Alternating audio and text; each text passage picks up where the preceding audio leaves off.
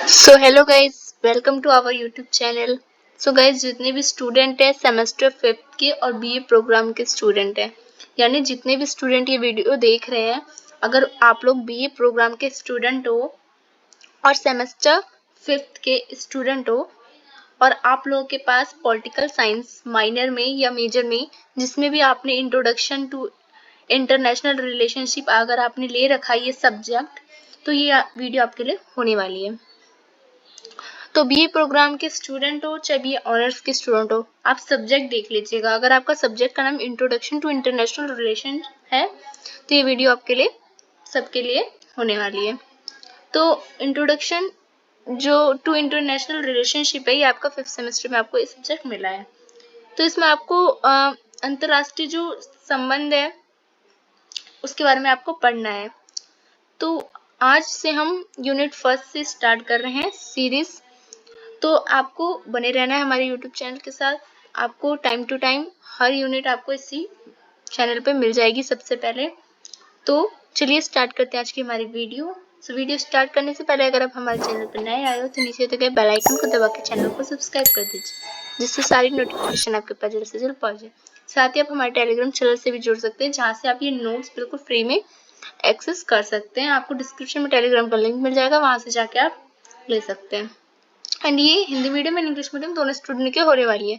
तो वीडियो को पूरा जरूर देखिएगा, जब भी आपको समझ आएगा। अगर पेपर में अच्छे नंबर लाने हैं तो आपको अभी से पढ़ना होगा। चलिए देखते हैं आपका यूनिट नंबर 1 है क्या। तो आपका यूनिट नंबर 1 है अंतरराष्ट्रीय संबंधों का अनुशासनात्मक इतिहास, यानी disciplinary history of international relationship. ये आपका यूनिट नंबर 1 है। तो इसमें आपके 2 टॉपिक दे रखे हैं जिसको आपको कवर करना है। फर्स्ट में आपको करना है व्हाट इज इंटरनेशनल रिलेशनशिप, अंतरराष्ट्रीय संबंध है क्या। दूसरे में आपको डिबेट्स पढ़ना है, वाद विवाद, जिसमें आइडियलिज्म वर्सेस रियलिज्म के बारे में क्या अंतर है वो पढ़ना है, यानी आदर्शवाद और यथार्थवाद क्या है। साइंस क्लासेस मेथड क्या है, साइंस वर्सेस क्लासेस मेथड, यानी विज्ञान और शास्त्रीय पद्धति क्या है। अंतर प्रतिमान, वाद विवाद आपको पढ़ने हैं इस यूनिट में। तो चलिए स्टार्ट करते हैं। तो सबसे पहले इंट्रोडक्शन से स्टार्ट करते हैं कि इंटरनेशनल रिलेशनशिप जो आपका सब्जेक्ट भी है और आपका यूनिट भी है और आपके यूनिट में दे भी रखा है वो है क्या, तो उसी को जानते हैं इंट्रोडक्शन से। तो सबसे पहले इंट्रोडक्शन जाने तो इंग्लिश मीडियम वाले स्टूडेंट यहाँ देख सकते हैं, हिंदी मीडियम वाले स्टूडेंट यहाँ देख सकते हैं। तो जो इंटरनेशनल रिलेशनशिप जो है वो literally refer to the international relationship of the state and non state actors, यानी अंतरराष्ट्रीय संबंध है क्या। ये जो संबंध है ये जो राज्य और जो गैर राज्य होते हैं उनके अभिनेताओं के अंतर संबंधों को संवर्धित करता है। मीन्स एक देश का दूसरे देश से कैसा रिलेशन है, उसके जो नेता है, उसके जो लीडर है, उसका कैसा रिश्ता है दूसरे देश से, उसको बताता है। तो राज्य का मतलब आप पॉलिटिकल में आपको पता होगा, पॉलिटिकल में राज्य का मतलब हम ये इस राज्य से नहीं लेते हैं, जैसे कि उत्तर प्रदेश, मध्य प्रदेश, इस राज्य से नहीं लेते हैं। हम पूरे देश को, राष्ट्र को क्या बोलते हैं, राज्य बोला करते हैं पॉलिटिकल साइंस में। तो राज्य मतलब एक देश का दूसरे देश से क्या संबंध है ये बताता है। सेकेंड थिंग कि राज्यों की परस्पर निर्भरता ने अंतरराष्ट्रीय संबंध का निर्माण किया है। मतलब independence of the state created international relationship. जो डिपेंड्स है, यानी जो एक स्टेट का दूसरे स्टेट पे जो निर्भरता रहती है, जैसे कि अब आप कहोगे कैसे।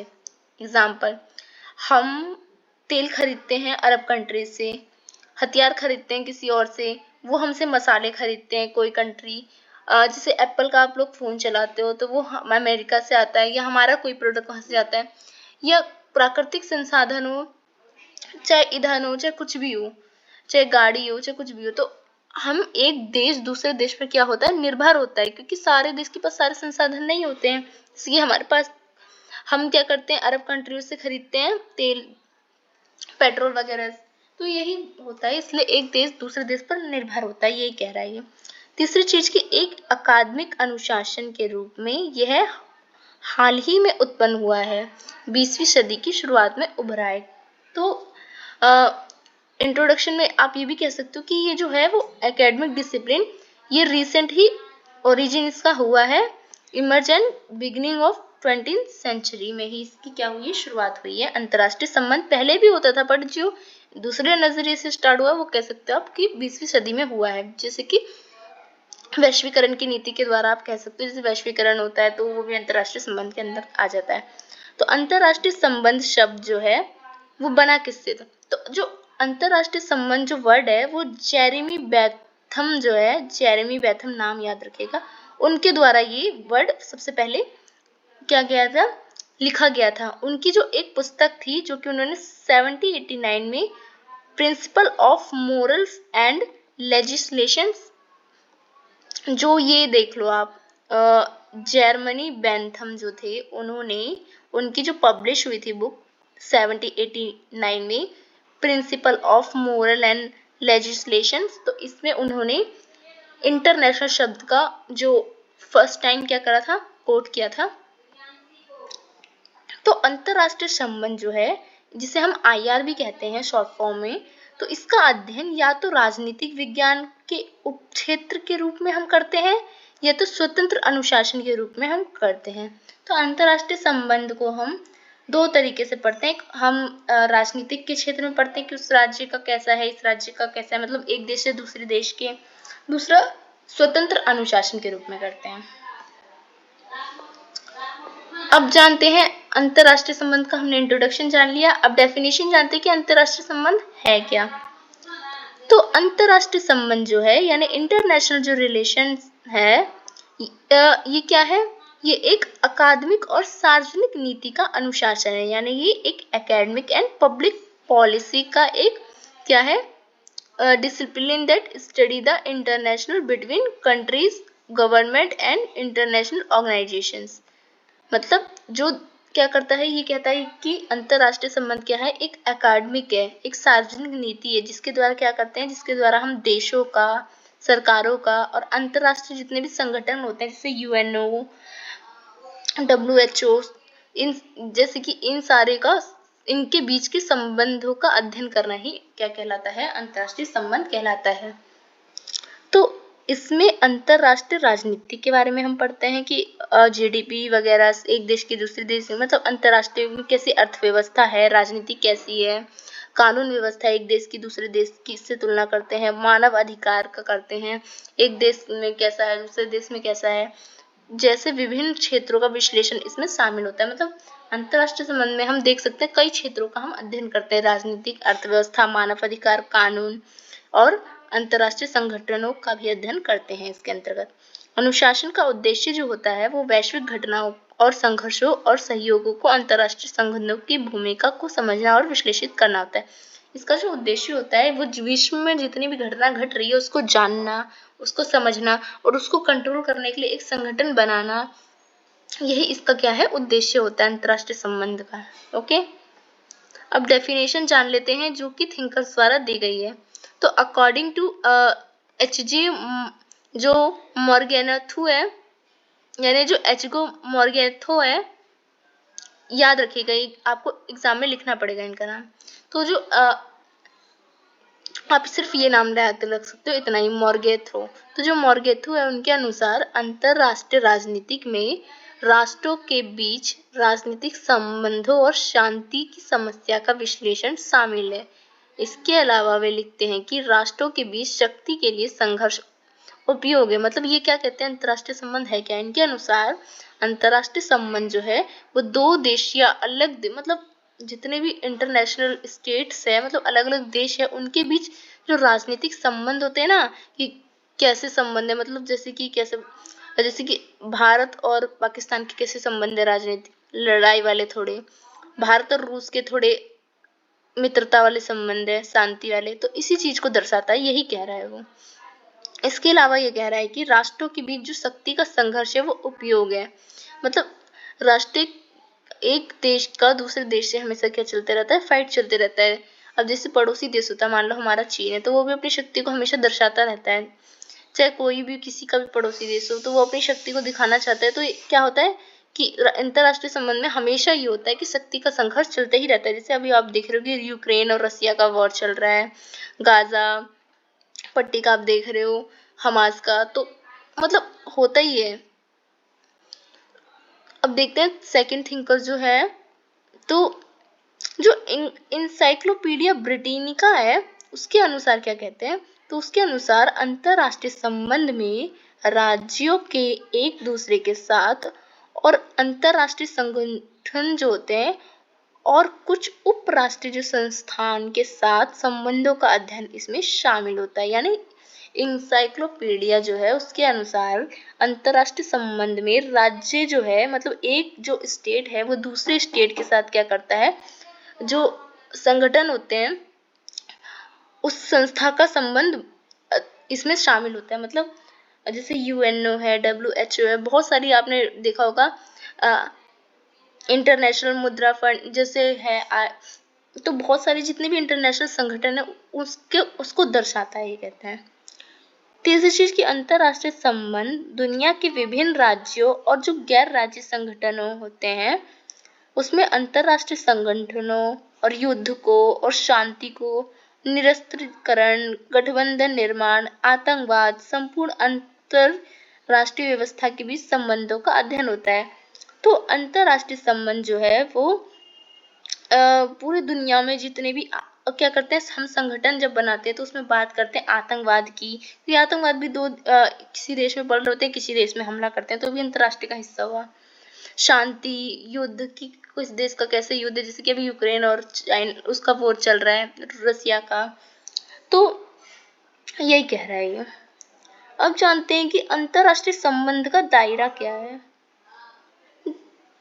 तो जो अंतरराष्ट्रीय संबंध है उसका स्कोप जो है वो कहाँ तक है, तो राष्ट्र राज्य प्रणाली या जो राष्ट्र राज्यों का अध्ययन है उसमें जो अंतरराष्ट्रीय संबंध में जो राष्ट्र है वो राज्य का प्राथमिक अभिनेता है। मतलब राष्ट्र राज्य प्रणाली में जो इसमें हम क्या करते हैं, अंतरराष्ट्रीय संबंध में जो हमारा राष्ट्र होता है, मतलब हमारा जो देश होता है वो सबसे प्रमुख होता है। उसके बाद सेकंड थिंग राष्ट्रीय हित की बात करता है। अंतरराष्ट्रीय संबंध का दायरा होता है कि इसमें हम राष्ट्रीय हित की बात करते हैं, कोई भी देश हो दुनिया का उसके हित की बात करते हैं इंटरनेशनल तौर पे। जैसे कि देखा होगा आपने G20 अलग अलग मतलब सम्मेलन भी होते हैं इंटरनेशनल लेवल पे। तो ये सब हम क्यों करते हैं, सब अपने अपने राष्ट्रीय हित के बारे में बताने इसमें आते हैं। तो राष्ट्रीय हित व उद्देश्य होते हैं सबके पास, तो जिससे वह प्रत्येक राष्ट्र अन्य राष्ट्रों के साथ संबंध के दौरान सुरक्षित करने का प्रयास करता है। जैसे कि अभी देख रहे हो न्यूज में चल रहा है, मोदी जी जा रहे हैं, ब्रुनेई जा रहे हैं, अलग अलग जगह जा रहे हैं, थाईलैंड जा रहे हैं। तो क्यों जा रहे हैं, अपने संबंध अच्छे बनाने जा रहे हैं, क्योंकि संबंध अच्छे होगा तो वो लोग हमारे देश में इन्वेस्ट करेंगे, हम उनके देश में इन्वेस्ट करेंगे, वो हमारे देश में हमसे कुछ खरीदेंगे। तो अच्छे संबंध बनाने के लिए युद्ध पे काम दिया जाए, तो इसलिए तो फ्रेंड्स बनाते हैं। तो यही काम होता है, अंतरराष्ट्रीय संबंध का ही दायरा होता है। तीसरी चीज की अंतरराष्ट्रीय संबंध के दायरे में आता है कि राष्ट्रीय शक्ति की बात होती है इसमें। मतलब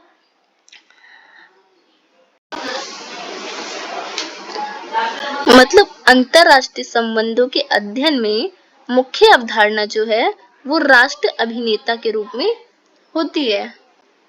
यानी लेकिन ये हमेशा अपनी राष्ट्रीय शक्तियों के आधार पर कार्य करते हैं।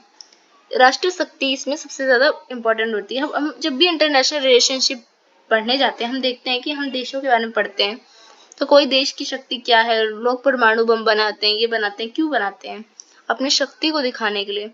तो इंटरनेशनल तौर पे जिसकी GDP अच्छी होती है वो भी क्या दिखाता है, अपनी शक्ति दिखाता है। जैसे अमेरिका है, तो सब अपनी शक्ति दिखाना चाहते हैं इंटरनेशनल तौर पे, मतलब पूरी दुनिया को दिखाना चाहते हैं। हम भी कहते हैं ना हम विश्व गुरु बनेंगे, क्यों, हम पूरी दुनिया को अपनी शक्ति दिखाना चाहते हैं। तो वही राष्ट्रीय जो इंटरनेशनल रिलेशनशिप होता है वो एक राष्ट्रीय शक्ति इसका एक मुख्य क्या होता है, एक्टर्स होता है। तो विदेश नीति का अध्ययन करना भी इसका एक स्कोप होता है, दायरा होता है। इसमें हम क्या करते हैं, विदेश नीति का अध्ययन करते हैं। अंतरराष्ट्रीय संबंधों में प्रत्येक राज्य का जो व्यवहार होता है वो हमेशा उसकी विदेश नीति द्वारा ही निर्देशित और नियंत्रित होता है। अब जितने भी अंतरराष्ट्रीय संबंध हमारे होते हैं, हमारे भारत के किस देश से कैसे संबंध है, वो हमारा जो हमारा विदेश नीति है उसी पे तो निर्भर होती है। अब हमारी विदेश नीति, अब मोदी जी जा रहे हैं तो अच्छे संबंध बना रहे हैं सबसे विदेश नीति द्वारा, तो अच्छे संबंध बनेंगे। तो यही है, विदेश नीति द्वारा ही इस संबंधों को बनाया जाता है, इनके बीच क्रियाएं की जाती हैं। अब जैसे कि दूसरे देश के भी जो होते हैं विदेश मंत्री, वो भी क्या करते हैं, अपने राष्ट्रपति या प्रधानमंत्री के साथ आते हैं, संबंध अच्छे रखते हैं, एक देश से दूसरे व्यापार करते हैं। हमारे अरब कंट्रीज से हैं, बहुत सारी स्टेट से अच्छे हैं, बहुत से खराब होते हैं, तो ये सब विदेश नीति का ही इस अंतर्गत आता है। पांचवी चीज की गैर राज्य अभिनेता। कैसे? अंतरराष्ट्रीय वातावरण में कई सक्रिय गैर राज्य अभिनेता के उदय ने अंतरराष्ट्रीय प्रणाली में इन अभिनेताओं की जो भूमिका है उसके अध्ययन को शामिल करना आवश्यक बना दिया है। अब जो गैर राज्य अभिनेता होते हैं, जो मतलब नॉन स्टेट एक्टर्स, वो भी क्या करते हैं, अब इसमें इन्वॉल्व हो जाते हैं। अब तो मतलब हो जाते हैं, जैसे कि जो नेता नए भी होते हैं वो भी आपने देखा होगा आजकल इन्वॉल्व हो जाते हैं अलग अलग सेक्टर से। तो क्षेत्रीय संगठनों और अंतरराष्ट्रीय जो संस्थाओं का अध्ययन इसमें शामिल होता है। मतलब संयुक्त राष्ट्र जैसे अंतरराष्ट्रीय संगठन है, आसियान आपने पढ़ा होगा 5th क्लास में, यूरोपियन संघ पढ़ा होगा, शार्क पढ़ा होगा। तो ये सब जितने भी संगठन होते हैं व्यापार के लिए, ब्लॉक आपने पढ़ा होगा, WTO आपने पढ़ा होगा, सुना होगा, विश्व WTO, IMF सुना होगा आपने।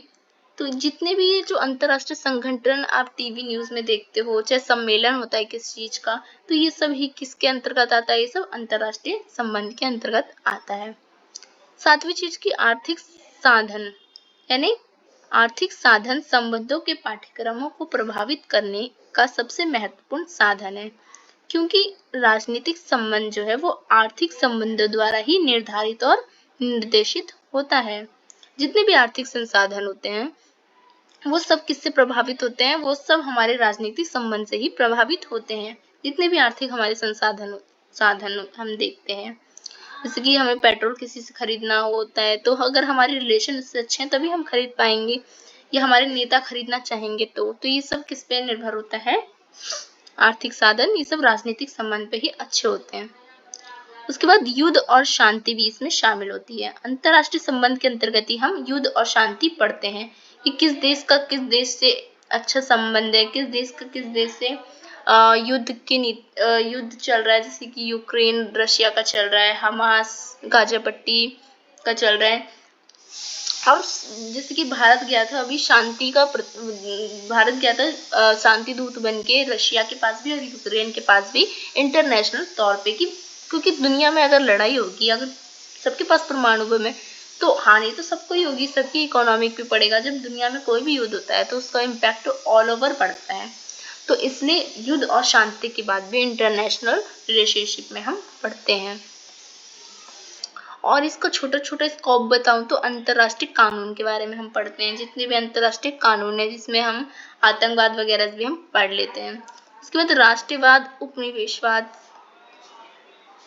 साम्राज्यवाद का अध्ययन, ये सब हम इसमें करते हैं। हम तीसरी दुनिया की बात इसमें करते हैं। हम जानते हैं कि पहले हम पढ़ते थे कि हमने USSR और ये हमने पढ़ा होगा जब 2 गुट में बटा हुआ था शीत युद्ध के टाइम पे, तो तीसरी दुनिया की बात हम करते हैं। इसमें विचारधाराएं पढ़ते हैं हम, अंतरराष्ट्रीय संबंध पर सैद्धांतिक दृष्टिकोण क्या क्या है, भू राजनीति क्या है, तो हम इसमें बहुत सारी ये सारी चीज, आतंकवाद, मानव अधिकार की सुरक्षा, जलवायु परिवर्तन मुद्दा, पर्यावरण संरक्षण, हम ये सब करते हैं ना। G20 होता है, COP कोप होता है, तो जितने भी ये सब चीज सम्मेलन और जितने भी संगठन बनाए जाते हैं तो ये सब अंतरराष्ट्रीय संबंध के अंदर हम पढ़ते हैं। देखिए ये चैप्टर, ये जो यूनिट है, ये जो आपका सब्जेक्ट है वो थोड़ा हार्ड है, तो इसको आपको पढ़ना पड़ेगा ध्यान से। आप नोट्स को डाउनलोड कर लीजिएगा और 3-4 बार इस नोट्स को अच्छे से पढ़ेगा, जब आपको अच्छे से समझ आ जाएगा। ये वीडियो को 3-4 बार देखिएगा। 1 बजे में अभी आपको समझ नहीं आ रहा होगा, मुझे पता है, क्योंकि ये थोड़ा हार्ड है और अभी तक आपने ऐसा कुछ पढ़ा नहीं था अभी। देखिए आपका जो यूनिट नंबर 1 था उसमें 2 टॉपिक थे, यानी 2 चैप्टर्स थे, तो पहला चैप्टर होता है वो यहाँ पे खत्म हो जाता है। अब हम पढ़ेंगे उसका जो हमारा सेकंड जो चैप्टर है जिसमें हमें डिबेट्स पढ़ने थे, तो अब हो जाता है डिबेट स्टार्ट।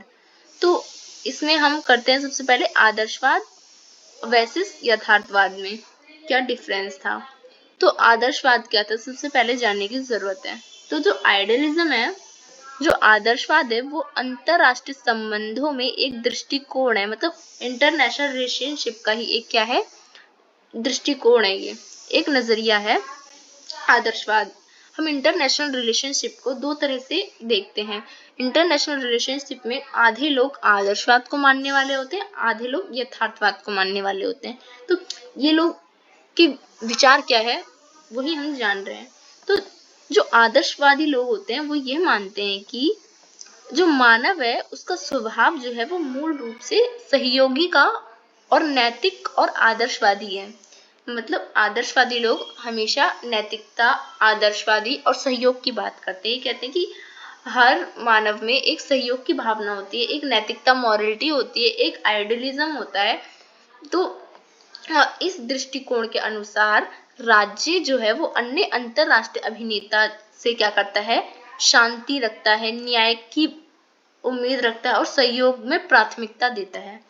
मतलब आदर्शवादी लोग ये मानते हैं कि एक देश दूसरे देश की मदद करने में सबसे आगे रहना चाहिए और वो शांति रखता है, न्याय की बात होनी चाहिए। ये सब क्या करता है, आइडियलिज्म लोग करते हैं। तो आदर्शवादी सिर्फ अच्छी अच्छी बातें करते हैं, युद्ध की बात नहीं करते हैं, शांति की बात करते हैं। जैसे कि आप गांधी जी को ले लो, वो कह रहे थे कि जब हमें जो गांधी जी की विचारधारा थी वो क्या कहती थी कि शांति, अहिंसा, तो वैसे ही बात होती है। पर कुछ लोग इसका विरोध भी करते हैं और आदर्शवादी मैं भी कहूँ तो पूरी तरह से अच्छा नहीं है। हमें शांति बनाए रखना चाहिए, बट अगर आप पे कभी अटैक हो आपके देश में तो आपको परमाणु बम भी रखना चाहिए और अटैक के लिए आपके पास सेना भी होनी चाहिए, दूसरे पे निर्भर नहीं होनी चाहिए। तो इसके जो आदर्शवादी है उसके मुख्य विचार क्या थे जानते हैं। तो आदर्शवादी मानते हैं कि जो अंतरराष्ट्रीय संबंध है उसमें सहयोग को बढ़ावा ज्यादा देना चाहिए और युद्ध जो है उसको रोकने के लिए अंतरराष्ट्रीय संस्था जो है और जो संगठन है उसको कानून मजबूत किया जाना चाहिए। वे वैश्विक शांति की संभावनाओं पर विश्वास करते हैं और तर्क देते हैं कि नैतिक कानून को प्रतिबंधित से रोका जा सकता है। आदर्शवादी लोग ये कहते हैं कि जो अंतरराष्ट्रीय संगठन होते हैं जैसे कि यूएन वगैरह जो आपने देखा होगा, जितने भी अंतरराष्ट्रीय संगठन होते हैं, चाहे वो आईएमएफ हो, मुद्रा से रिलेटेड, चाहे वर्ल्ड बैंक हो, चाहे डब्ल्यूटीओ, तो इन जितने भी अंतरराष्ट्रीय संगठन उस पर निर्भरता की बात करता है। ये कहता है कि अगर एक देश का दूसरे देश में मतलब बीमारी जैसे कोरोना फैल रहा था, तो अगर आदर्शवादी लोग मानते क्या कि अब इसका इलाज तो बस वर्ल्ड हेल्थ ऑर्गेनाइजेशन ही यानी डब्ल्यूटीओ ही करेगा। तो अगर हम यही मान लेते, मान लो भारत या अन्य देश उस पे निर्भर रहते, तो क्या हम कभी कोरोना से लड़ पाते? नहीं लड़ पाते। हमें कोरोना को हराने के लिए करना पड़ा, हमें खुद से मेडिसिन बनानी पड़ी, वैक्सीन बनानी पड़ी और खुद से ही लड़ना पड़ा। अगर हम किसी पे निर्भर रहेंगे तो फिर नहीं होगा। जैसे कि अभी रशिया और यूक्रेन का वॉर चल रहा है, तो यूक्रेन दूसरे के देश के दम पे क्या कर रहा था, युद्ध करने तो चले गया, फिर तो दूसरा देश मेरा अमेरिका सपोर्ट में, अमेरिका सपोर्ट करेगा, पर क्या करा, बर्बाद हुआ कौन, यूक्रेन। इसलिए हमेशा हमें आदर्शवादी रहना चाहिए, बट जो हमें थोड़ा थोड़ा अपने पे भी निर्भर रहना चाहिए। मतलब अगर युद्ध करने पे आए तो युद्ध भी करना चाहिए। तो आप समझ गए होंगे। उसके बाद जो है आदर्शवादी का थोड़ा इतिहास जानते हैं। जो आदर्शवाद लोग थे उन्होंने 20वीं शताब्दी की शुरुआत में ही विशेष रूप से प्रथम विश्व युद्ध जब हुआ था, फर्स्ट वर्ल्ड वॉर जब हुआ था, उसके बाद से ही इन्होंने प्रमुखता प्राप्त कर ली थी। मतलब शांति की बात करते थे ये लोग कि पूरी जो विश्व है उसमें शांति रहना चाहिए, युद्ध नहीं होना चाहिए, और अगर युद्ध हो तो अंतरराष्ट्रीय संगठन है जो उसको क्या करना चाहिए, रोकना चाहिए। तो इस विचारधारा के तहत जो राष्ट्रीय संघ का गठन किया गया था ताकि क्या करे, अंतरराष्ट्रीय विवादों का समाधान हो सके, शांति से हो सके और भविष्य में युद्ध को टाला जा सके। इसलिए क्या करा गया, राष्ट्रीय संघ यूएन जो है वो भी बनाया गया था। तो इसका मकसद जो आदर्शवादी लोग होते हैं वो मानते हैं कि युद्ध को रोका जाए, युद्ध ना हो, युद्ध को टाला जाए, इसकी बात करते हैं आदर्शवादी लोग। आदर्श से आपको लग रहा होगा, पता लग जाएगा, याद हो जाएगा आदर्श वाले लोग कैसे होते हैं, मतलब हम्बल टाइप के, तो वैसे ही। तो प्रतिनिधित्व विचार इसके विचारक जानते हैं, मतलब इसके मेन कौन कौन से विचारक रहे, जो आपको विचारक लिखना भी सबसे इम्पोर्टेंट है एग्जाम में। तो वुडो विल्सन और एमुएन कांट जैसे विचारक जो है ये आदर्शवादी जो दृष्टिकोण है इसका समर्थन करते हैं। तो कौन है? वुड्रो विल्सन और एमुएनुअल कांट जो है, ये दोनों आप याद रखिएगा। ये जो थिंकर्स है ये सपोर्टर है किसके? आइडियलिज्म के। उदाहरण के तौर पर जो एनुअल कांट है उन्होंने परपेचुअल पीस की अवधारणा इस विचारधारा को मजबूत करी थी दे के। मतलब ये कहते थे कि मतलब पूरा जो वर्ल्ड है उसमें युद्ध नहीं होने चाहिए, शांति की बात करते हैं। और ये कहते हैं कि अगर युद्ध हो तो जो अंतरराष्ट्रीय संगठन बनाया जाए, उसकी शक्ति को मजबूत किया जाए और रोका जाए। पर ये संभव नहीं है। जैसे कि आज हम देख रहे हैं कि यूक्रेन और रूस का युद्ध हो रहा है, तो उसमें यूक्रेन जो है वो अमेरिका के बल पे लड़ रहा है। बट क्या है, कहने को यूएन ने तो अभी भी ये, पर क्या वो रोक रही है इस युद्ध को? नहीं रोक पा रही है ना। तो इसलिए आदर्शवादी विचारधारा को अगर हम माने पूरी तरह से तो ये गलत हो जाएगा, क्योंकि यूक्रेन जो है वो यूएन पे निर्भर है, अमेरिका पे निर्भर है, और वो अगर सपोर्टिंग। तो अब जानते हैं दूसरी जो विचारधारा थी वो थी यथार्थवादी विचारधारा, जो कि है रियलिज्म। तो जो यथार्थवाद वाले जो मानने वाले जो लोग हैं, यथार्थवाद है क्या? ये एक व्यवहारिक और शक्ति केंद्रित दृष्टिकोण है। ये शक्ति की बात करता है, जो मानता है कि अंतरराष्ट्रीय संबंध में संघर्ष और प्रतिस्पर्धा पर आधारित होते हैं। ये मतलब युद्ध की भी बात करते हैं और प्रतिस्पर्धा की भी बात करते हैं। यथार्थवाद के अनुसार राज्य मुख्यतः अपने राष्ट्रीय हितों को सुरक्षित करने के लिए कार्य करते हैं और शक्ति जो है जिसमें मिलिट्री, इकोनॉमी, पॉलिटिक पावर को प्राथमिकता देते हैं। तो यथार्थवाद वाले लोग मतलब फाइट की भी बात करते हैं। कहते हैं कि अगर आपकी मिलिट्री, इकोनॉमी और पॉलिटिकल पावर को बढ़ाना हो तो आपको एक देश से दूसरे देश से संघर्ष हमेशा चलते रहेंगे, और ये इसकी मूलता है। मुख्य विचारक जो है यथार्थवाद को मानने वाले, वो ये कहते हैं कि यथार्थवादी मानते हैं कि दुनिया जो है वो क्या है? अराजक है। मतलब दुनिया में क्या भरा है? आतंक भरा हुआ है, और राज्यों के बीच कोई केंद्रित प्राधिकरण नहीं है। इसलिए राज्यों को अपनी सुरक्षा और अस्तित्व के लिए क्या करना चाहिए? स्वयं पर निर्भर रहना चाहिए, दूसरे पर नहीं रहना चाहिए। यही विचारधारा हमें फॉलो करनी चाहिए। और जो यूक्रेन है उसका जो प्राइम मिनिस्टर है जेलेंस्की, उसको भी ये पढ़ना चाहिए था। अगर वो ये पढ़ता तो युद्ध ना होता, क्योंकि किसी के दम पे कभी भी युद्ध नहीं करना चाहिए। कि दोस्त पावरफुल है, अमेरिका पावरफुल है, ये आप अपने रियल लाइफ में देखो तो दोस्त पे डिपेंड होके हमें किसी से नहीं लड़ना चाहिए जब तक आपके पास खुद की ताकत ना हो। तो रियलिज्म वाले लोग यही बात करते हैं कि जब तक आपका अस्तित्व, सुरक्षा, आप खुद ताकतवर ना हो तो क्या हो, दूसरे से पंगा नहीं लेना चाहिए। तो यथार्थवाद में ये माना जाता है कि क्योंकि हर राज्य के पास अपनी सुरक्षा को प्राथमिकता देनी चाहिए, और इसके लिए लोगों को हथियार वगैरह भी रखने चाहिए, और मिलिट्री, इकोनॉमिक पावर सब तरह से अच्छे में रहना चाहिए। तो इतिहास जाने तो इसका यथार्थवाद का, तो यथार्थवाद का जो उदय है वो थ्यूसिडाइस द्वारा के कार्यों से हुआ था। थ्यूसिडाइस याद रखिएगा। इनका कहना था कि मजबूत राज्य वही है जो अपने हितों में होता है, यानी जबकि कमजोर राज्य वही सहन करते हैं। मतलब ये कहता है कि एक मजबूत राज्य वो होता है जो टक्कर का जवाब दे इकोनॉमिक में, पॉलिटी पावर में, मिलिट्री में, अपने खुद से लड़ने की क्षमता हो। मतलब परमाणु बम भी सबके पास हो, इकोनॉमिक भी सबकी अच्छी हो, वही देश मजबूत होता है, ना कि सहन करने वाला। मतलब गांधी जी की विचारधारा को मानने वाला ना हो, मतलब कि युद्ध ही ना करो। अब कोई अटैक कर रहा है एक गाल पे तो दूसरे गाल पे थप्पड़ मारना जरूरी है। जैसे कि अब देखो चीन हमारे जगह को हड़पना चाहता है, तो अगर हम नहीं रोकेंगे चीन को तो वो तो आगे बढ़ते ही जाएगा, लेते जाएगा।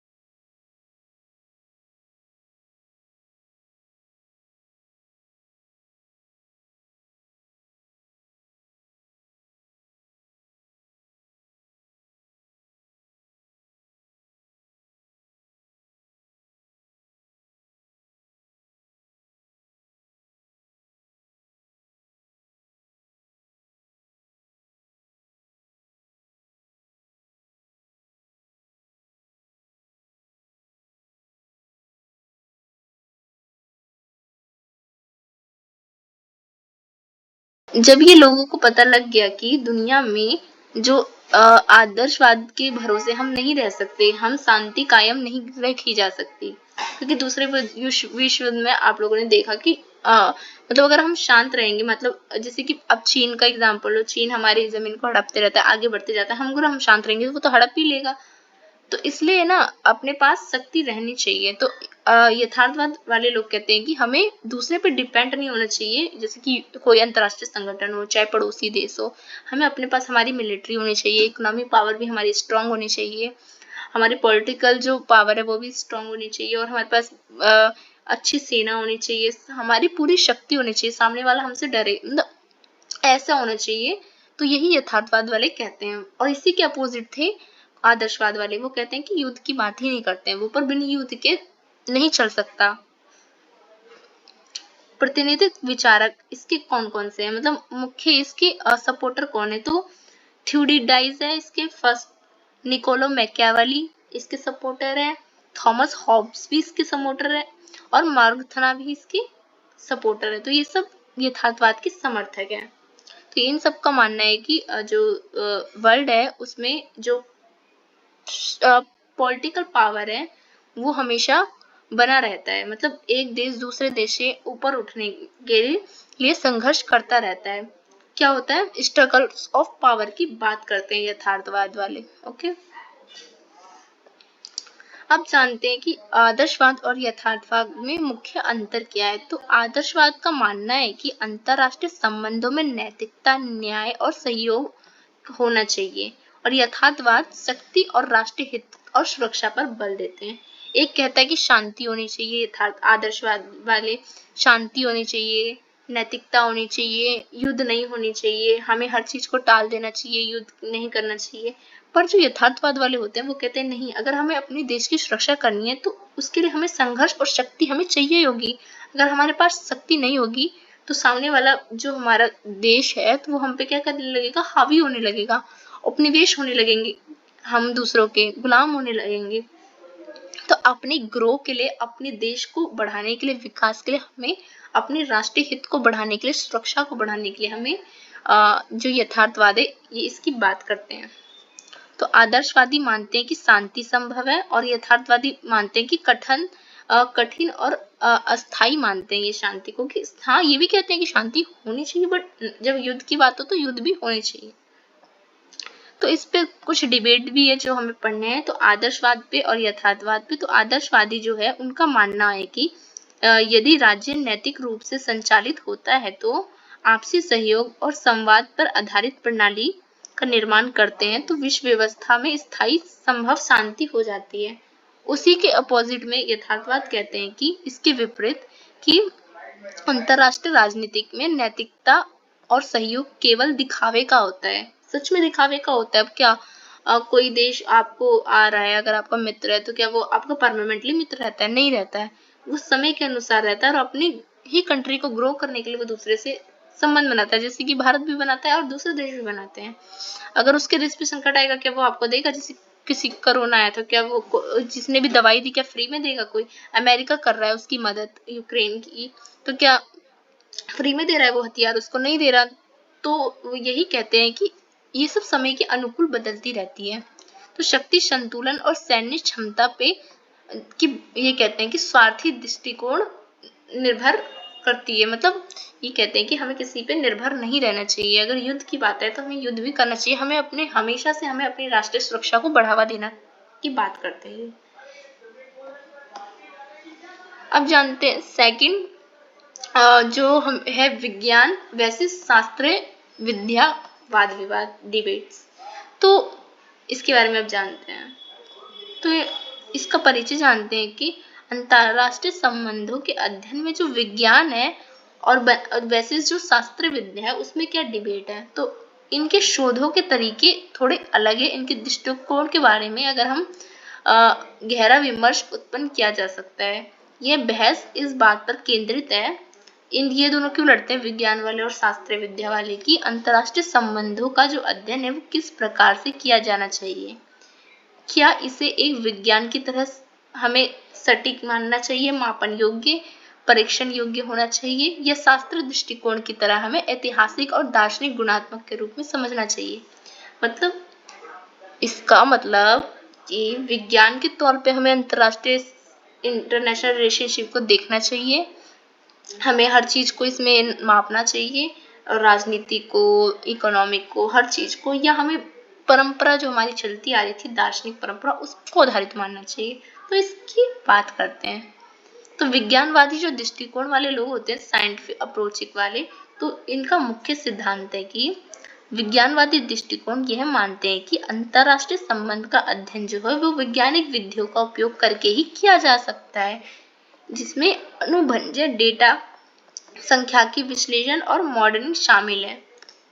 तो हम जब भी करते हैं तो हम पूरे देश की जनगणना, या कितनी मृत्यु दर है, कितनी ये है जीडीपी, तो ये सब डेटा हमें साइंटिफिक वैज्ञानिक तौर पे तो होती है ये सब, तो इसकी बात करते हैं। यह दृष्टिकोण भविष्यवाणी और सिद्धांतों के परीक्षण और निष्कर्षों को सामान्यीकृत करने पर जोर देते हैं, ताकि वैश्विक राजनीतिक पैटर्न में लोगों का इंटरेस्ट बढ़े। विज्ञानवादी दृष्टिकोण का मुख्य लक्ष्य यह होता है कि अंतरराष्ट्रीय संबंधों को नियमित और सामान्य सिद्धांतों के तहत व्यवस्थित करना चाहिए, जो प्राकृतिक विज्ञान की तरह ही स्पष्ट और सटीक हो, लोगों को अच्छी तरह से समझ आए। वैज्ञानिक दृष्टिकोण वाले कहते हैं कि जो इंटरनेशनल रिलेशनशिप है हमें उसे विज्ञान के दृष्टिकोण से देखना चाहिए, ना कि पारंपरिक। उदाहरण के रूप में कहूँ तो मतलब नव यथार्थवाद के रूप में देख सकते हैं। हमने यथार्थवाद पढ़ा था, तो एक उसके बाद न्यू रियलिज्म भी चला था। न्यू रियलिज्म क्या था, जो साइंटिफिक वाले हैं वो इसकी बात करते हैं, मतलब ठीक है लड़ाई होनी चाहिए पर थोड़ी कम होनी चाहिए। तो कैसे होना चाहिए, तो न्यू रियलिज्म वाले कहते हैं कि नव, और जो न्यू रिबलिज्म की भी बात करते हैं, मतलब नव उदारवाद की भी, जैसे सिद्धांतिक विज्ञानवादी दृष्टिकोण का हिस्सा है ये दोनों।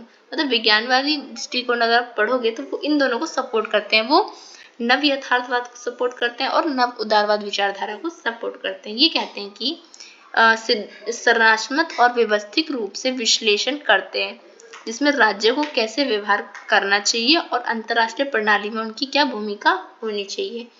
जैसे कि केनेथ वॉल्ज जो है, उन्होंने अपनी पुस्तक थ्योरी ऑफ इंटरनेशनल पॉलिटिक्स में विज्ञानवादी दृष्टिकोण का एक महत्वपूर्ण उदाहरण दिया है, जिसमें उन्होंने ये कहा है कि अंतरराष्ट्रीय प्रणाली की संरचना को समझने के लिए हमें वैज्ञानिक दृष्टिकोण को ही अपनाना चाहिए। इसकी बात करते हैं, तो इस पे मुख्य डिबेट भी है, तर्क भी है। विज्ञानवादी दृष्टिकोण यह मानते हैं कि यदि अंतरराष्ट्रीय संबंधों का अध्ययन अगर कठोर और वैज्ञानिक तरीकों से ना किया जाए तो ये क्या समस्या भी पैदा हो सकती है। मतलब जो हम पढ़ रहे थे ना अभी तक, आदर्शवाद और यथार्थवाद, उदारवाद, तो ये कहते हैं कि हमें ये सब क्या हो गई, शास्त्रीय हो गई पद्धति, तो शास्त्रीय पद्धति को ना मान के इसमें कुछ कुछ नई चीज ऐड करना चाहिए वैज्ञानिक तौर पे, जिससे हम न्यू का नाम दे देते हैं। अगर हम यथार्थवाद में जोड़ दे तो नव यथार्थवाद हो गया, उदारवाद में जोड़ दे तो नव उदारवाद हो गया। तो यह दृष्टिकोण सांख्यिकी, गेम थ्योरी, मॉडलिंग जैसे औजारों का इस्तेमाल करता है, जिससे सिद्धांतों में को परखा जा सके। मतलब जितने भी वो वर्ल्ड चार्ट निकलते हैं, निकाली जाती है कि कितनी जीडीपी है, कितनी मृत्यु दर संख्या है, कितनी बीमारी का है, कितनी गरीबी है, तो इन सब का ही बात करते हैं।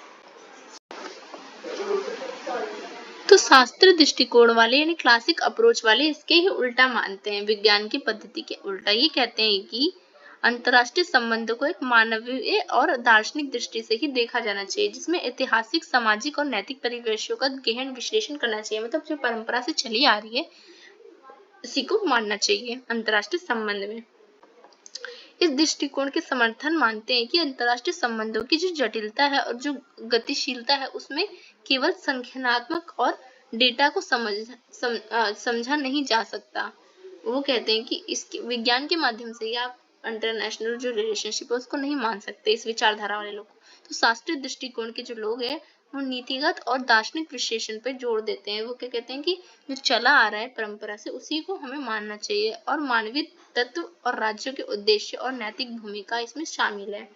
मतलब वही आदर्शवादी विचारधारा जो पुरानी चल रही है या यथार्थवादी, उसी को मानना चाहिए। ये कहते हैं मतलब उदाहरण के लिए कहूँ तो पारंपरिक जो यथार्थवाद है यानी क्लासिक जो रियलिज्म है और आदर्शवाद जो है आइडियलिज्म जैसे सिद्धांत को ये जो शास्त्रीय दृष्टिकोण का ये हिस्सा है।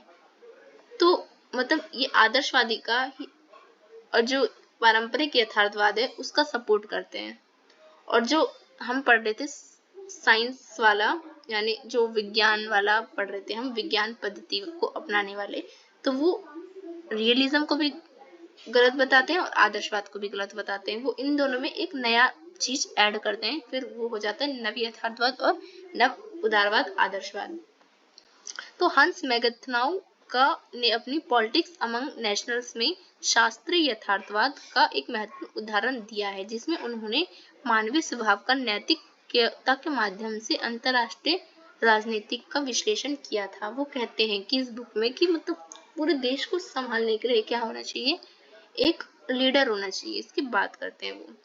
तो जो थ्यूसिडाइस है और मैकियावेली जैसे दार्शनिक और विचारक भी इस दृष्टिकोण के समर्थन में आते हैं, जिन्होंने मानवीय तत्वों और ऐतिहासिक घटनाओं के आधार पर राजनीतिक और अंतर्राष्ट्रीय संबंधों का विश्लेषण किया है। उन्होंने किया है तो इसी का सपोर्ट में ये मानते हैं। मुख्य तर्क इसमें यह है कि शास्त्रीय दृष्टिकोण के समर्थक ये मानते हैं कि जो अंतर्राष्ट्रीय संबंध है वो केवल वैज्ञानिक ढांचे में ही फिट नहीं किया जा सकता, इसके लिए हमें मानवीय व्यवहार और नैतिकता पे भी जोर देनी पड़ेगी, ऐसा इनका मानना है। मतलब हम सिर्फ वैज्ञानिक ढांचे से ही नहीं देख सकते इंटरनेशनल रिलेशनशिप को, हमें इसमें नैतिकता और जो हमारी वैज्ञानिक जो हमारी पुरानी पद्धति है उसको इसमें अपनाना जरूरी है, ये मानते हैं। ये कहते हैं कि उनका कहना है कि दार्शनिक और जो गुणवान विश्लेषण अंतर्राष्ट्रीय राजनीति में एक महत्वपूर्ण भूमिका निभाती है। तो इसमें कुछ डिबेट पढ़े अगर, तो विज्ञानवादी और शास्त्री में क्या डिबेट है। तो विज्ञानवादी ये कहते हैं कि अंतर्राष्ट्रीय संबंध को एक विज्ञान के रूप में देखा जाना चाहिए। तो वैसे शास्त्री कहते हैं इसके विपरीत कि जो अंतर्राष्ट्रीय संबंध है उसको एक कला और शास्त्र के रूप में देखा जाना चाहिए। तो इसके अलावा विज्ञानवादी कहते हैं कि इस कठोर अनुभंज्य और सांख्यिकी विधियों का उपयोग करना चाहिए इसमें। वैसे ही शास्त्रीय लोग कहते हैं कि इसमें मानव स्वभाव का और नैतिक पर ज्यादा ध्यान देना चाहिए। विज्ञानवादी वाले लोग कहते हैं कि इसके अंतर्गत मात्र डेटा का मॉडलिंग का उपयोग किया जाना चाहिए ताकि नीति अच्छी तरह से सटीकता से हम इसको समझ सके। वैसे ही शास्त्रीय दृष्टिकोण वाले कहते हैं कि इसमें मानव व्यवहार और राजनीति प्रक्रिया को समझने में ज्यादा ध्यान देना चाहिए जो प्रभावी बना सके इंटरनेशनल रिलेशनशिप। तो इसमें डिबेट है। इसके बाद अंतर प्रतिमान वाद विवाद है आपका एक टॉपिक, तो वो भी इसी को कहते हैं। जो ये दोनों दृष्टिकोण हम पढ़ रहे थे, वैज्ञानिक दृष्टिकोण और शास्त्रीय दृष्टिकोण, तो इन्हीं के बीच का जो वाद विवाद है उसी को हम क्या कहते हैं, अंतर प्रतिमान विवाद कहते हैं के रूप में जानते हैं हम। यह दर्शाता है कि अंतरराष्ट्रीय संबंध का अध्ययन कैसे किया जाना चाहिए हमें। मतलब अंतर प्रतिमान वाद विवाद के अंतर्गत हम क्या पढ़ते हैं, शास्त्रीय और वैज्ञानिक पद्धति पढ़ते हैं हम। यह विवाद केवल शोध विद्या के चयन तक सीमित नहीं है, बल्कि इस बात पर भी इसमें जोर देते हैं कि राज्य और जो अंतर्राष्ट्रीय व्यवस्था को समझने के लिए हमें कौन सा दृष्टिकोण अपनाना चाहिए। अंतर प्रतिमान विवाद के अंतर्गत हम ये पढ़ते हैं कि हमें कौन सा जो इंटरनेशनल रिलेशनशिप पढ़ने के लिए हमें कौन सी विचारधारा को अपनाना चाहिए, तो हम ये समझते हैं इसके अंतर्गत अंतर प्रतिमान वाद विवाद के अंतर्गत। इसके अंतर्गत दो विचारधाराएं आती हैं, शास्त्रीय और वैज्ञानिक, जो मैंने आपको बताया था अभी, उसी को कहते हैं ये बेसिकली। निष्कर्ष के तौर पे हम कह सकते हैं कि विज्ञानवादी दृष्टिकोण उन शोधकर्ता और विचारकों के लिए अधिक आकर्षक है जो अंतर्राष्ट्रीय संबंधों और पैटर्नों में नियमों की खोज करना चाहते हैं। मतलब जो अच्छे नियम और बदलाव लाना चाहते हैं वो विज्ञानवादी दृष्टिकोण को अपनाने वाले हो गए, निष्कर्ष के तौर पर हम कह सकते हैं। और शास्त्रीय दृष्टिकोण के लोग हम कह सकते हैं कि जो राजनीतिक जटिलता पर ध्यान देना चाहते हैं, मानव मूल्य पर ध्यान देना चाहते हैं, ऐतिहासिक भूमि को भी समझना चाहते हैं, तो वो सब क्या हो जाएंगे, वो सब शास्त्रीय दृष्टिकोण के अंतर्गत आ जाएंगे। तो ये जो आपका यूनिट होता है वो आपका होता है यहाँ पे खत्म।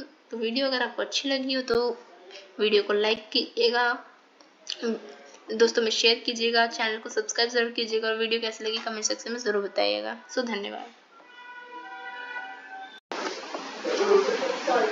तो शास्त्रीय दृष्टिकोण वाले यानी क्लासिक अप्रोच वाले इसके ही उल्टा मानते हैं, विज्ञान की पद्धति के उल्टा। ये कहते हैं कि अंतर्राष्ट्रीय संबंधों को एक मानवीय और दार्शनिक दृष्टि से ही देखा जाना चाहिए, जिसमें ऐतिहासिक, सामाजिक और नैतिक परिवेशों का गहन विश्लेषण करना चाहिए। मतलब जो परंपरा से चली आ रही है इसी को मानना चाहिए अंतर्राष्ट्रीय संबंध में।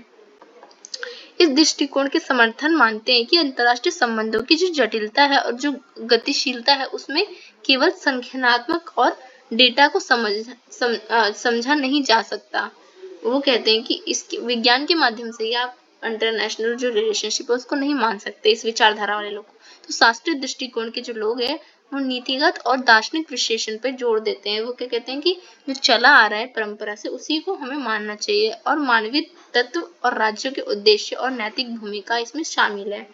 मतलब वही आदर्शवादी विचारधारा जो पुरानी चल रही है या यथार्थवादी, उसी को मानना चाहिए, ये कहते हैं। मतलब उदाहरण के लिए कहूँ तो पारंपरिक जो यथार्थवाद है यानी क्लासिक जो रियलिज्म है और आदर्शवाद जो है आइडियलिज्म जैसे सिद्धांत को ये जो शास्त्रीय दृष्टिकोण का ये हिस्सा है। तो मतलब ये आदर्शवादी का और जो पारंपरिक यथार्थवाद है उसका सपोर्ट करते हैं। और जो हम पढ़ रहे थे साइंस वाला यानी जो विज्ञान वाला पढ़ रहे थे हम, विज्ञान पद्धति को अपनाने वाले, तो वो रियलिज्म को भी गलत बताते हैं और आदर्शवाद को भी गलत बताते हैं। वो इन दोनों में एक नया चीज ऐड करते हैं, फिर वो हो जाता है नव यथार्थवाद और नव उदारवाद आदर्शवाद। तो हंस मैगथनाउ का ने अपनी पॉलिटिक्स अमंग नेशनल्स में शास्त्रीय यथार्थवाद का एक महत्वपूर्ण उदाहरण दिया है, जिसमें उन्होंने मानवीय स्वभाव का नैतिकता के माध्यम से अंतरराष्ट्रीय राजनीति का विश्लेषण किया था। वो कहते हैं कि इस बुक में कि मतलब पूरे देश को संभालने के लिए क्या होना चाहिए, एक लीडर होना चाहिए, इसकी बात करते हैं वो। तो थ्यूसिडाइस है और मैकियावेली जैसे दार्शनिक और विचारक भी इस दृष्टिकोण के समर्थन में आते हैं, जिन्होंने मानवीय तत्वों और ऐतिहासिक घटनाओं के आधार पर राजनीतिक और अंतर्राष्ट्रीय संबंधों का विश्लेषण किया है। उन्होंने किया है तो इसी का सपोर्ट में ये मानते हैं। मुख्य तर्क इसमें यह है कि शास्त्रीय दृष्टिकोण के समर्थक ये मानते हैं कि जो अंतर्राष्ट्रीय संबंध है वो केवल वैज्ञानिक ढांचे में ही फिट नहीं किया जा सकता, इसके लिए हमें मानवीय व्यवहार और नैतिकता पे भी जोर देनी पड़ेगी, ऐसा इनका मानना है। मतलब हम सिर्फ वैज्ञानिक ढांचे से ही नहीं देख सकते इंटरनेशनल रिलेशनशिप को, हमें इसमें नैतिकता और जो हमारी वैज्ञानिक जो हमारी पुरानी पद्धति है उसको इसमें अपनाना जरूरी है, ये मानते हैं। ये कहते हैं कि उनका कहना है कि दार्शनिक और जो गुणवान विश्लेषण अंतर्राष्ट्रीय राजनीति में एक महत्वपूर्ण भूमिका निभाती है। तो इसमें कुछ डिबेट पढ़े अगर तो विज्ञानवादी और शास्त्री में क्या डिबेट है, तो विज्ञानवादी ये कहते हैं कि अंतर्राष्ट्रीय संबंध को एक विज्ञान के रूप में देखा जाना चाहिए। तो वैसे शास्त्री कहते हैं इसके विपरीत कि जो अंतर्राष्ट्रीय संबंध है उसको एक कला और शास्त्र के रूप में देखा जाना चाहिए। तो इसके अलावा विज्ञानवादी कहते हैं कि इस कठोर अनुभंज्य और सांख्यिकी विधियों का उपयोग करना चाहिए इसमें। वैसे ही शास्त्रीय लोग कहते हैं कि इसमें मानव स्वभाव का और नैतिक पर ज्यादा ध्यान देना चाहिए। विज्ञानवादी वाले लोग कहते हैं कि इसके अंतर्गत मात्र डेटा का मॉडलिंग का उपयोग किया जाना चाहिए ताकि नीति अच्छी तरह से सटीकता से हम इसको समझ सके। वैसे ही शास्त्रीय दृष्टिकोण वाले कहते हैं कि इसमें मानव व्यवहार और राजनीति प्रक्रिया को समझने में ज्यादा ध्यान देना चाहिए जो प्रभावी बना सके इंटरनेशनल रिलेशनशिप को। तो इसमें डिबेट है। इसके बाद अंतर प्रतिमान वाद विवाद है आपका एक टॉपिक, तो वो भी इसी को कहते हैं। जो ये दोनों दृष्टिकोण हम पढ़ रहे थे वैज्ञानिक दृष्टिकोण और शास्त्रीय दृष्टिकोण, तो इन्हीं के बीच का जो वाद विवाद है उसी को हम क्या कहते हैं, अंतर प्रतिमान विवाद कहते हैं के रूप में जानते हैं हम। यह दर्शाता है कि अंतरराष्ट्रीय संबंध का अध्ययन कैसे किया जाना चाहिए हमें। मतलब अंतर प्रतिमान वाद विवाद के अंतर्गत हम क्या पढ़ते हैं, शास्त्रीय और वैज्ञानिक पद्धति पढ़ते हैं हम। यह विवाद केवल शोध विद्या के चयन तक सीमित नहीं है, बल्कि इस बात पर भी इसमें जोर देते हैं कि राज्य और जो अंतर्राष्ट्रीय व्यवस्था को समझने के लिए हमें कौन सा दृष्टिकोण अपनाना चाहिए। अंतर प्रतिमान विवाद के अंतर्गत हम ये पढ़ते हैं कि हमें कौन सा जो इंटरनेशनल रिलेशनशिप पढ़ने के लिए हमें कौन सी विचारधारा को अपनाना चाहिए, तो हम ये समझते हैं इसके अंतर्गत अंतर प्रतिमान वाद विवाद के अंतर्गत। इसके अंतर्गत दो विचारधाराएं आती हैं, शास्त्रीय और वैज्ञानिक, जो मैंने आपको बताया था अभी, उसी को कहते हैं ये बेसिकली। निष्कर्ष के तौर पे हम कह सकते हैं कि विज्ञानवादी दृष्टिकोण उन शोधकर्ता और विचारकों के लिए अधिक आकर्षक है जो अंतर्राष्ट्रीय संबंधों और पैटर्नों में नियमों की खोज करना चाहते हैं। मतलब जो अच्छे नियम और बदलाव लाना चाहते हैं वो विज्ञानवादी दृष्टिकोण को अपनाने वाले हो गए, निष्कर्ष के तौर पर हम कह सकते हैं। और शास्त्रीय दृष्टिकोण के लोग हम कह सकते हैं कि जो राजनीतिक जटिलता पर ध्यान देना चाहते हैं, मानव मूल्य पर ध्यान देना चाहते हैं, ऐतिहासिक भूमि को भी समझना चाहते हैं, तो वो सब क्या हो जाएंगे, वो सब शास्त्रीय दृष्टिकोण के अंतर्गत आ जाएंगे। तो ये जो आपका यूनिट होता है वो आपका होता है यहाँ पे खत्म। तो वीडियो अगर आपको अच्छी लगी हो तो वीडियो को लाइक कीजिएगा, दोस्तों में शेयर कीजिएगा, चैनल को सब्सक्राइब जरूर कीजिएगा और वीडियो कैसी लगी कमेंट सेक्शन में जरूर बताइएगा। सो धन्यवाद।